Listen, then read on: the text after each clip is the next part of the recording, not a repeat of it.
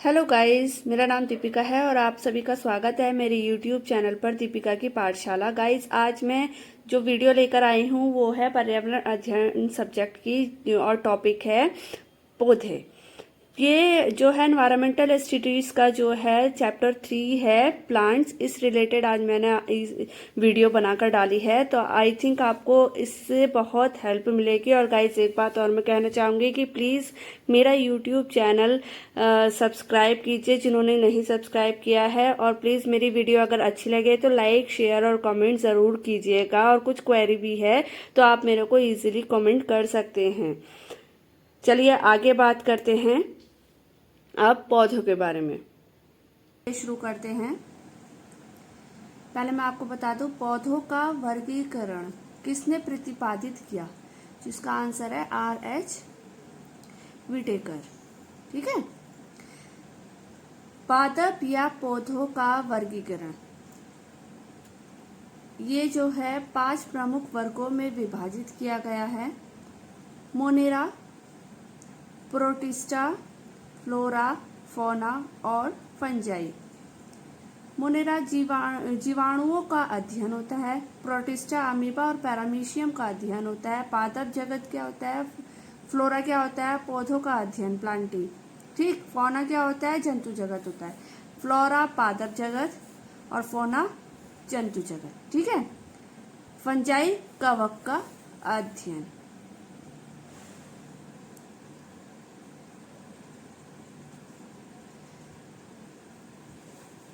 इसमें first point है, पौधे पर्यावरण एवं पारिस्थितिक तंत्र के लिए अति आवश्यक होते हैं क्योंकि यह पारिस्थितिकी तंत्र के लिए ऊर्जा उपलब्ध कराते हैं। मनुष्य तथा जीव जंतु भी अपने खाद्य पदार्थों का अधिकांश भाग पेड़ पौधों से ही प्राप्त करते हैं। आइए अब पौधों का प्रकार। पौधे कितने प्रकार के हैं गाइस? चलिए बात करते हैं। फर्स्ट वन हो गया शाक, जिसे इंग्लिश में हर्ब्स बोलते हैं। ये शाक कैसे होते हैं? ये आकार में बहुत छोटे होते हैं। इनका तना हरे रंग का होता है जो बहुत ही कोमल होता है। इसमें अत्यधिक टहनियाँ नहीं पाई जाती हैं, जैसे कि धनिया, मेथी, पालक आदि। झाड़ी, झाड़ी को इंग्लिश में क्या कहते हैं? श्रब्स।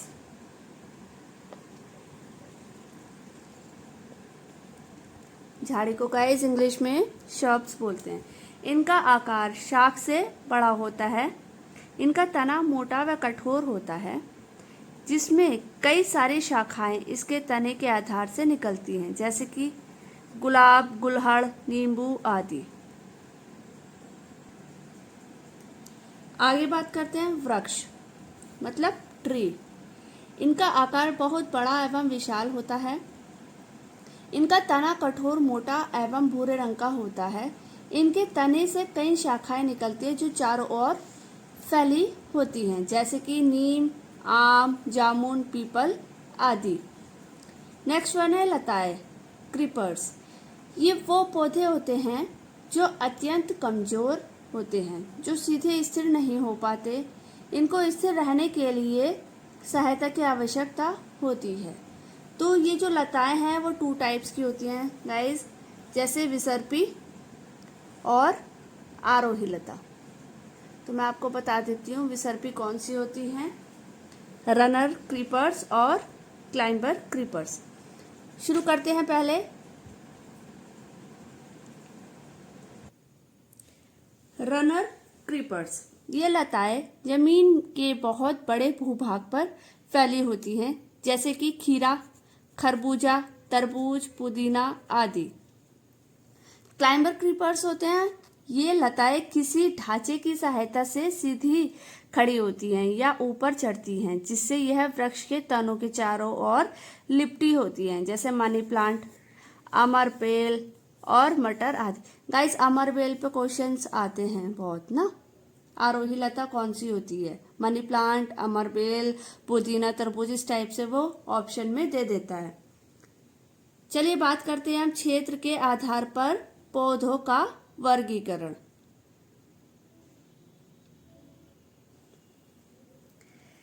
क्षेत्र के आधार पर पौधों का जो वर्गीकरण किया गया है वो 4 टाइप से किया गया है, जैसे कि जलोलविद, हाइड्रोफाइट्स, लवणोद्भिद, हेलोफाइट्स, समोद्भिद, मेसोफाइट्स, आगे भी हैं मरुद्भिद, ज़ेरोफाइट्स। तो मैं आपको बताती हूँ, जलोलभिद नाम से ही है, जैसे कि जल में रहने वाले। ठीक, तो इसमें क्या है, ये पानी में पाए जाते हैं। इनकी जड़ कम विकसित होती है, इनकी पत्तियां पतली व संकरी होती है जिस पर मोम की परत होती है, जैसे कि कमल हो गई, हाइड्रिला हो गई, जल लिली हो गई। ठीक है, नेक्स्ट वन है लवणोद्भिद। इस प्रकार के पौधे दलदली क्षेत्रों में पाए जाते हैं।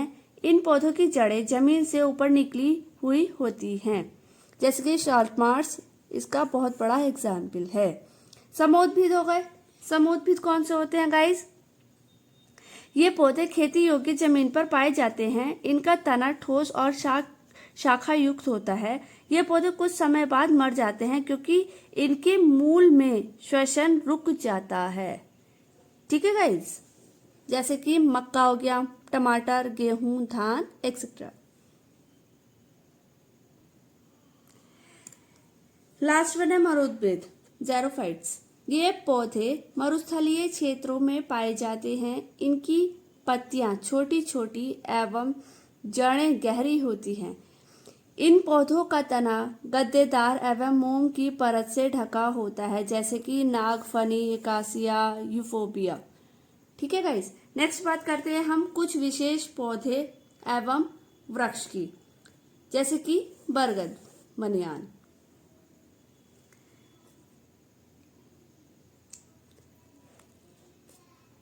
यह एक विशालकाय वृक्ष होता है जिसका फैलाव अधिक होता है। इनकी शाखाओं से जड़ें भी निकलती हैं, जिनको स्तंभ जड़ भी कहा जाता है। स्तंभ जड़ का मतलब होता है टैप रूट। ठीक है, आगे बात करते हैं क्रोटन की। यह पौधा फसल के साथ बोया जाता है, जो यह बताने में समर्थ है कि फसल को कब पानी की आवश्यकता होती है। इसकी जड़ें अधिक नीचे तक नहीं होती हैं। जब यह मुरझाने लगता है तो यह पता चलता है कि इसको सिंचाई की आवश्यकता है। नाउ केला, बनाना। केले का पौधा एक प्रकार का शाक है जिसका तना कमजोर व हरा होता है। केले के फूल व फल दोनों खाए जाते हैं।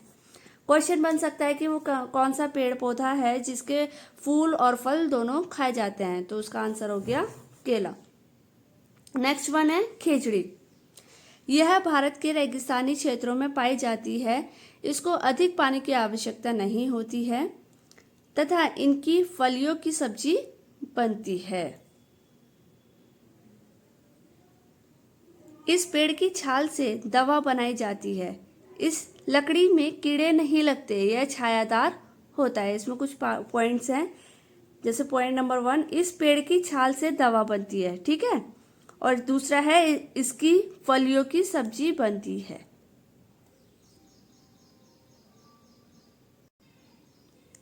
चलिए आगे बात करते हैं हम रेगिस्तानी ओक, डिजर्ट ओक की। ठीक, यह मुख्यतः ऑस्ट्रेलिया के रेगिस्तानी क्षेत्रों में पाई जाती है। इसकी जड़ें गहरी होती है तथा यह पानी में स्थिर होता है और इनमें पत्तियां बहुत कम होती हैं। इस क्षेत्र के निवासी इस पेड़ के तने में पतला पाइप डालकर पानी बाहर निकालते हैं। रेगिस्तानी ओक पे गाइस बहुत ज्यादा क्वेश्चंस बनते हैं कि वो कौन सा पेड़ है जिसमें पाइप डालकर पानी निकालते हैं। अगली बात करते हैं घटपणी की, निफेंथिस भी बोलते हैं इसको। ठीक है, यह पौधा कीड़े मकोड़ों, मेंढकों, चूहों एवं छोटे जीवों को खा जाता है, इसलिए इसको कीट भक्षी पौधा भी कहा जाता है। गाइस, इसको कीट भक्षी पौधा भी कहा जाता है। क्वेश्चन इस पे बहुत बनते हैं गाइस। इनका आकार लंबा घड़े जैसा होता है जिस पर पत्तीनुमा ढक्कन भी होता है। इस पौधे से एक खुशबू निकलती है जिससे आकर्षित होकर कीड़े मकोड़े इस पौधे के पास आते हैं। इसके बारे में गाइस कुछ पॉइंट्स हैं।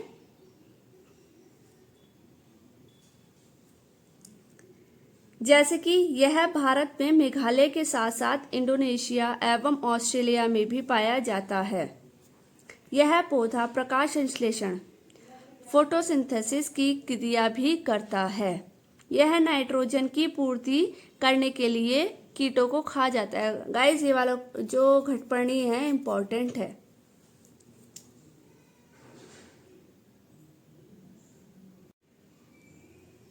चलिए आगे बात करते हैं हम पौधों के भाग। ठीक है गाइस, इसमें फर्स्ट है जड़ तंत्र। जड़ तंत्र रूट, यह पौधे का जमीन से जुड़ा हुआ भाग है। जड़ें 2 टाइप्स की होती हैं गाइस, मूसला जड़ें होती हैं और जकड़ा जड़ होती है। सेकंड वन आया है प्रोहोतंत्र शूट, यह पौधे का बाहरी भाग होता है, जैसे तना, शाखाएं, पत्तियां, फल, फूल।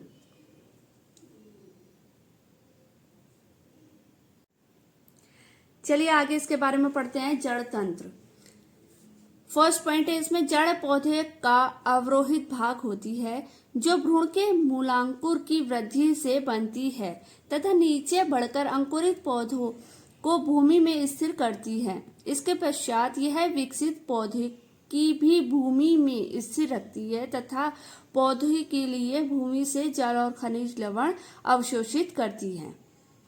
सेकंड पॉइंट है इसमें, सामान्यतः जड़ रंगहीन होती है तथा उन पर मूल रोम पाए जाते हैं। देखा होगा छोटे छोटे से बाल से होते हैं जड़ों पे, ठीक है, उनको मूल रोम कहते हैं, जो मिट्टी के कणों के मध्य धंस जाते हैं और जल का अवशोषण करते हैं। थर्ड पॉइंट है इसमें, जड़ के अग्रभाग पर एक टोपी के समान रचना पाई जाती है जिसे मूलकोप कहते हैं। इस टोपी से एक प्रकार का पदार्थ स्रावित होता है जो मिट्टी के कणों को घोल देता है।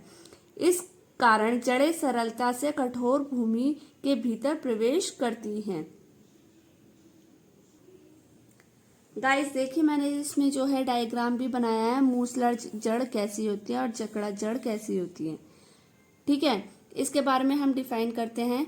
मूसला जड़ मोटी फूली हुई भूरे रंग की होती है और प्राथमिक जड़ कुछ शाखाएं भी निकलती है जिन्हें द्वितीय जड़ कहते हैं। ये प्राथमिक जड़ भी होती है। ठीक है, तुलसी, सरसों, आम, नीम आदि। जकड़ा जड़ क्या है? प्राथमिक व द्वितीय जड़ नहीं होती है। जड़ें एक गुच्छे के रूप में तने के आधार भाग से निकलती है, जैसे घास हो गया, मक्का, गेहूं, जौ आदि।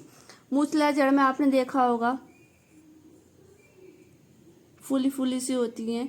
ठीक है, इसमें जो है छोटे से रोम निकल रहे हैं, इसमें भी छोटे छोटे रोम निकल रहे हैं। ठीक है गाइस, इसमें मैंने इसको डिफाइन किया है, इसका डिफरेंस भी दिया है गाइस। आगे चलते हैं, इसका डिफरेंस पढ़ लेते हैं गाइस। मूसला जड़ और जकड़ा जड़। प्राथमिक जड़ नष्ट नहीं होती है, प्राथमिक जड़ नष्ट हो जाती है जकड़ा जड़ में। मूसला जड़ में भूमि में बहुत गहरी जाती है, जकड़ा जड़ में भूमि की गहराई में नहीं जाती। मूसला जड़ में यह बीज के केवल मूलांकुर से उत्पन्न होती है, जकड़ा जड़ में यह पौधे के किसी वायवीय भाग से उत्पन्न होती है।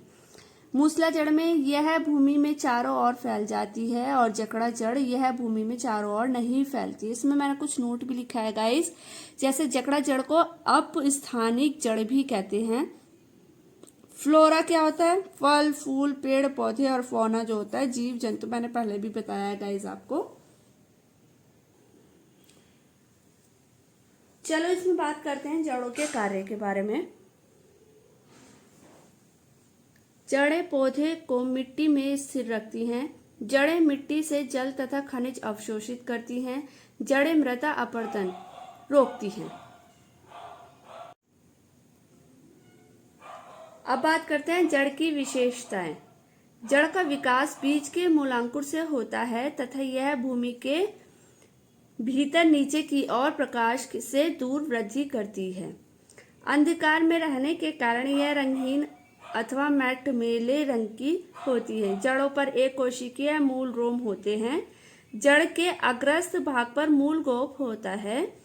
पार्श्व जड़ अंतर्जात होती हैं, अर्थात जड़ के अंदर की परत से उत्पन्न होती है। गाइस, अब आता है नेक्स्ट प्रोहोतंत्र, शूट। इसमें फर्स्ट पॉइंट क्या है? पौधे का वह भाग जो जमीन से बाहर ऊपर की ओर निकलता है प्रोहोतंत्र कहलाता है। इसमें तना, पत्ते, फूल, फल आदि विकसित होते हैं। प्रोह सदा ऊपर की ओर बढ़ता है ताकि भोजन बनाने के लिए सूर्य का प्रकाश प्राप्त कर सके।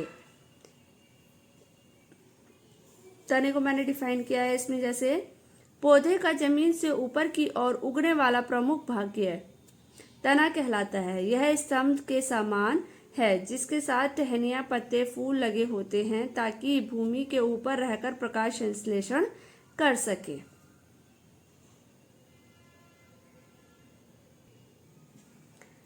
पौधों को भोजन बनाने के लिए सूर्य के प्रकाश की आवश्यकता होती है। तने शाकीय या काष्ठीय होते हैं। शाकीय तने नरम व हरे और काष्ठीय तना एक सुरक्षात्मक कवच से ढका होता है। पर्व संधि। पर्व संधि क्या होती है गाइस? इस पे भी क्वेश्चन बनते हैं। तने से टहनियां या पत्तियां निकलना, पर्व या पौरी। दो गांठों के बीच का स्थान, कली या कलिका, जहां से नई पत्ती, फूल, कली, टहनी आते हैं। अंतस्तः कली या शीर्षस्थल कली, इसको क्या कहते हैं? छोटे पौधों में कली का स्थान सबसे ऊपर और कक्ष पत्ते तने के साथ एक कोण बनाते हुए निकलते हैं। इस कोण को कक्ष कहते हैं। और कक्षीय कली क्या होती है? कक्षों में उपस्थित कली को कक्षीय कली कहते हैं। गाइस, ये जो मैंने आपको छोटे से पॉइंट बताए हैं ये भी इम्पोर्टेंट है, इस पे क्वेश्चन बन जाता है। नेक्स्ट बात हम करते हैं तने की विशेषताएं पर। तने की विशेषताएं क्या क्या हैं? जैसे कि तना सदैव धनात्मक प्रकाश अनुवर्तक तथा ऋणात्मक भूमि अनुवर्तक होता है। तने पर कलिकाएं होती हैं। तने पर पर्व संध्या और पर्व पाई जाती है। तने के अग्र भाग पर वर्ती प्रदेश होता है। तने से शाखाएं, फूल, पत्तियां आदि उत्पन्न होते हैं। गाइस, अब हम बात करते हैं तनों के प्रकार की। तने कितने प्रकार के होते हैं? जैसे कि सीधे खड़े तने और दुर्बल तने। सीधे खड़े तने कैसे होते हैं गाइस? यह तने भूमि की सतह पर स्वतः अपनी शक्ति से खड़े रहते हैं। द्वितीयक वृद्धि के कारण इन तनों पर छाल भी पाई जाती है और इन पर बहुकोशिकाएं रोम पाए जाते हैं। और दुर्बल तने कौन से होते हैं गाइस? लकड़ी की मात्रा अत्यधिक कम होती है जिससे यह अपनी शक्ति से भूमि की सतह पर सीधे खड़े नहीं हो सकते। ऐसे तने भूमि व जल अथवा किसी आधार की सतह पर फैल जाते हैं, जैसे घास, पुदीना, पिस्टिया। जैसे इसमें क्या होते हैं? विसर्पी होते हैं, वल्लरी होते हैं, भूशाई होते हैं और आरोही होते हैं। मैं इसके बारे में डिफाइन करूंगी अभी। गाइस, विसर्पी तने कौन से होते हैं? रनर। यह अति दुर्बल तने होते हैं जो कि बाहरी सहायता से भी ऊपर नहीं उठ पाते। यह भूमि की सतह पर रेंगते हैं। इनकी पर्व संधियों से जड़ें निकलती है, जैसे कि दूब घास। वल्लरी क्रीपिंग। इसमें दुर्बल वायवीय तना किसी आधार के चारों ओर लिपटकर ऊपर चढ़ता है, जैसे सेम हो गया, लोबिया हो गया, अमरबेल हो गया आदि। अब आता है आगे भूशाई, स्टोलन। यह भी भूमि पर रेंगता हुआ दुर्बल तना है। इसकी पर्व संधियों से जड़ नहीं निकलती। कुछ दूरी तक रेंगने के पश्चात इनके अग्र सिरे ऊपर उठ जाते हैं। ऐसे तनों को उच्चाग्र भूशाई कहते हैं, जैसे कि पुदीना हो गया। कभी कभी यह भूमि में ऐसे ही पड़ा रहता है तो इसे शयान कहते हैं। जब शयान चारों ओर फैल जाता है तब इसको विसरित कहते हैं।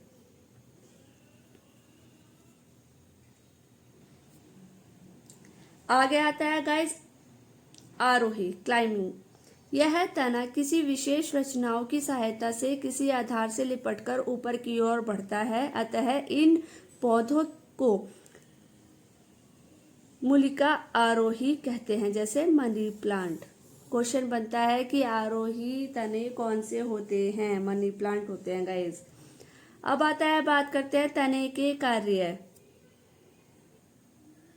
गाइस मैं आपको इसमें डिटेल में बताती हूँ कि तने के कार्य क्या क्या होते हैं, कैसे कैसे वो कार्य करते हैं। जैसे संवहन हो गया, तना जड़ों द्वारा भूमि से अवशोषित जल और खनिज लवणों को शाखाओं, पत्तियों, पुष्पों और फलों तक पहुंचाता है। इस क्रिया को संवहन, ट्रांसपोर्टेशन कहते हैं।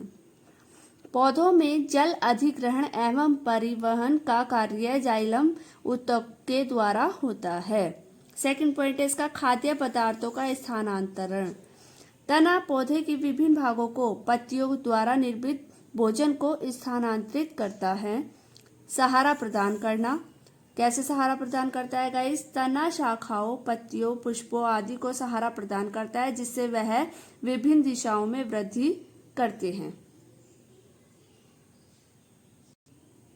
गाइस नेक्स्ट आता है सूर्य का प्रकाश तथा वायु प्रदान करना।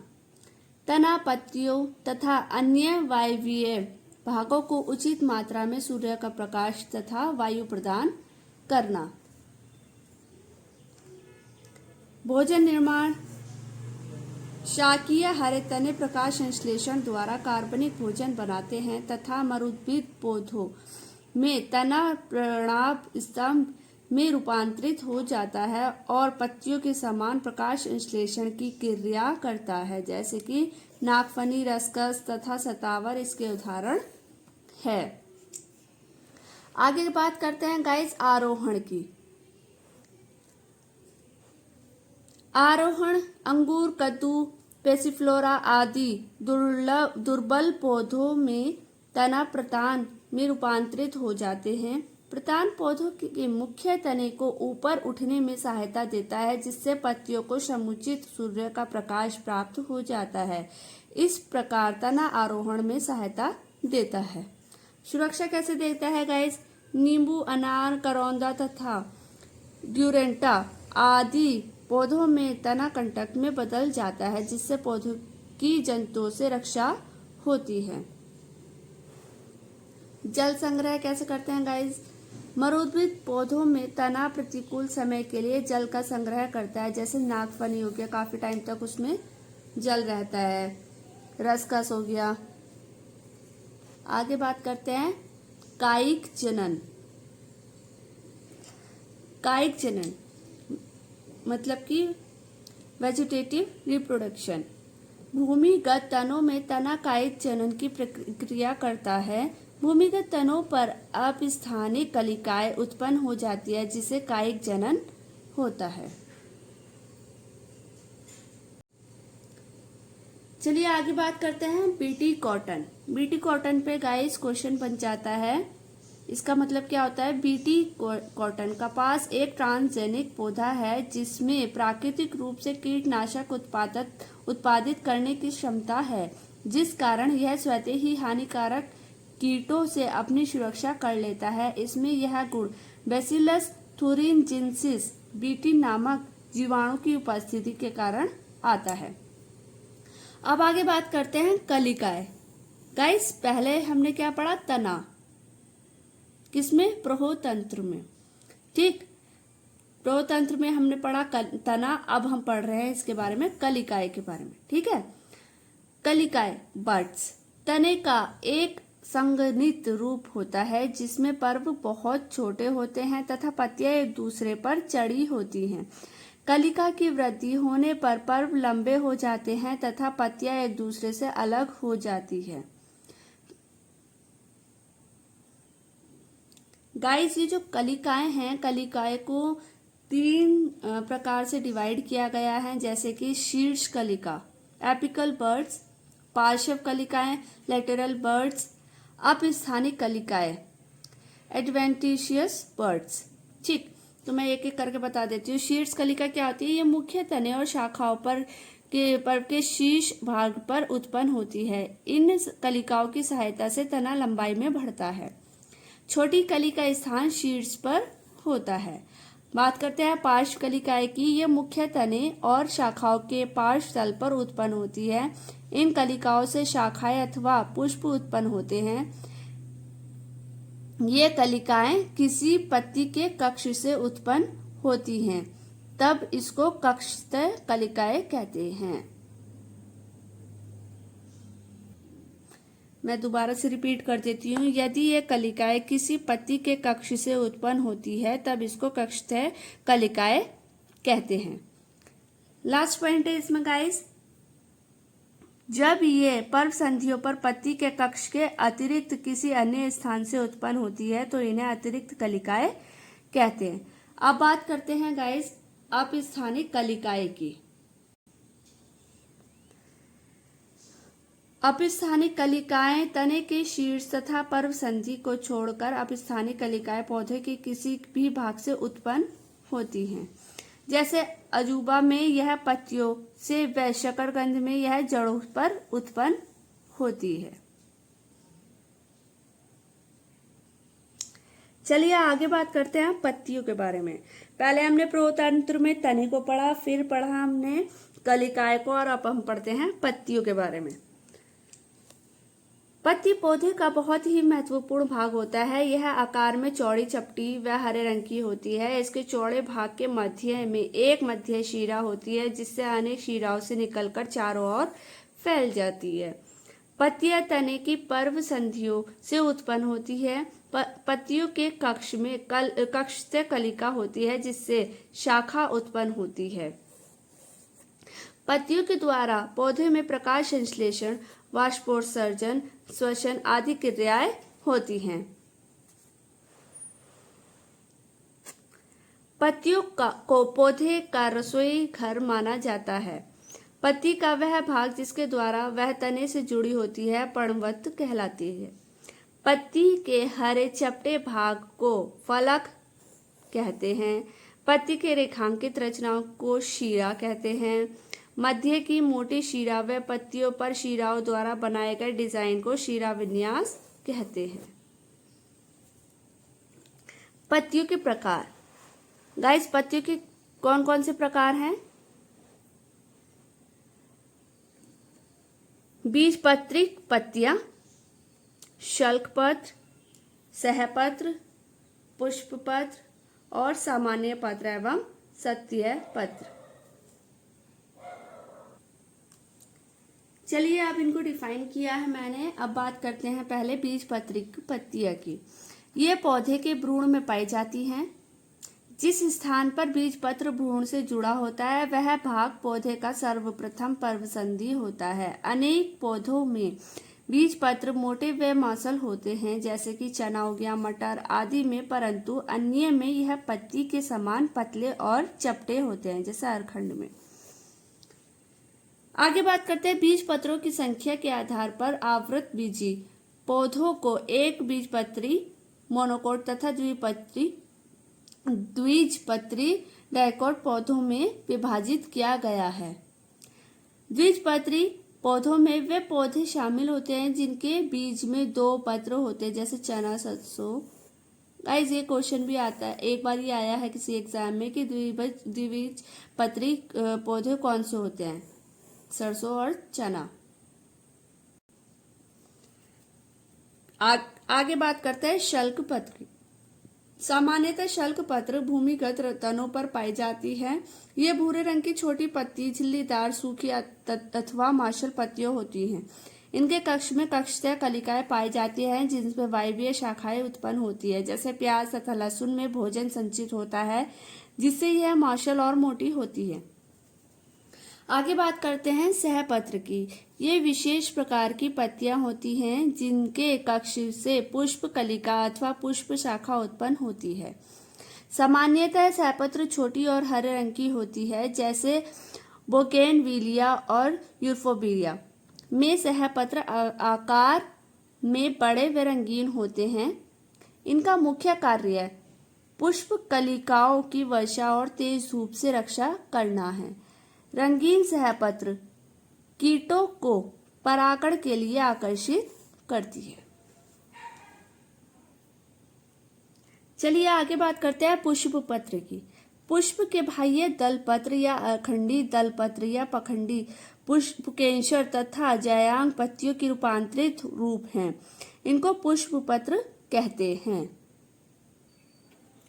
बाह्य दलपत्र पत्तियों के समान चपटी होती है, परंतु यह विभिन्न रंगों की होती है। अब बात करते हैं सामान्य पत्र अथवा सत्य पत्र की। सत्य पत्र ये वायवीय तनों और उसकी शाखाओं पर पर्व संधियों से उत्पन्न होती है। ये चपटी और हरे रंग की होती है। इन्हीं के द्वारा प्रकाश संश्लेषण, वाष्पोत्सर्जन, श्वसन आदि क्रियाएं होती हैं। गाइस आगे बात करते हैं पत्तियों के कार्य, जो कि हमारा लास्ट टॉपिक है। पत्तियों के कार्य क्या क्या कार्य होते हैं? प्रकाश संश्लेषण, यह पत्ती का एक मुख्य कार्य है। इस क्रिया में पत्ती कार्बन डाइऑक्साइड और जल की सहायता से पर्णहरिम तथा सूर्य के प्रकाश की उपस्थिति में कार्बनिक भोजन बनाती है। नेक्स्ट वन है इसमें भोजन तथा जल संग्रह। अनेक पौधों की पत्तियों में भोजन तथा जल संचित हो जाता है, जिसके कारण वह मौसल और मोटी हो जाती है, जैसे प्याज, लहसुन आदि की पत्ती। नेक्स्ट वन है गाइस इसमें वाष्पोत्सर्जन।